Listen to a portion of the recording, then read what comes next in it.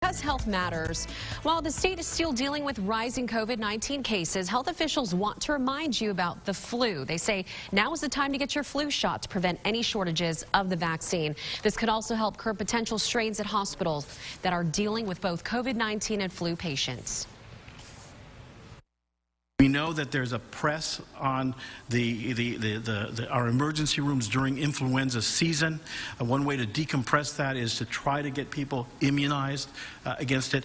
And again, these individuals that develop severe influenza become hospitalized. They can wind up in our intensive care units, use intensive care beds, and may require ventilators, which we will need for COVID. The governor announced new testing goals for August. He wants to hit 190,000 tests and 10,000 antigen tests. The state will push out 200 antigen testing machines to labs throughout the state, with priority being given to educational staff and students.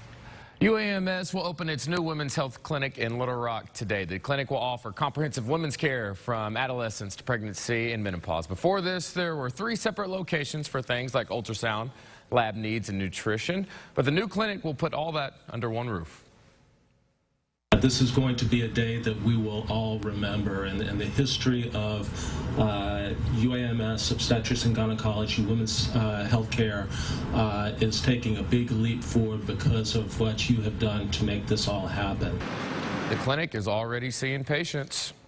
All right, on to this bizarre story out of North Arkansas. A man people have known to be as mayor in Alpena was actually never mayor at all. Theron McGammon's property was supposedly annexed into city limits in 2017. He says corruption in the local government there made him want to resign. But first, he wanted to detach his land from city limits. And that's when city council members found his property wasn't where they thought it was.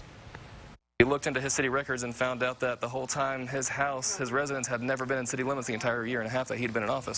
And apparently, you have to live in the city to be mayor. Well, Councilman A.J. Womack, who you just heard from, has been appointed as the new mayor. He will be sworn in at the next meeting. A year and a half, DJ. Like, mayor, but wow. not the mayor. Come on now. AJ, you got to step it up. Fill in some big shoes right there. Good luck to you. I'm sure you'll do just great. 18 is showing his appreciation for those who make sacrifices every day for the community. Jack Calloway spent this summer saving money and collecting contributions from his neighbors and church groups to give food to the North Little Rock Police Department. He raised about $3,000 to feed the department, and any money that wasn't used, he donated to the Fraternal Order of Police.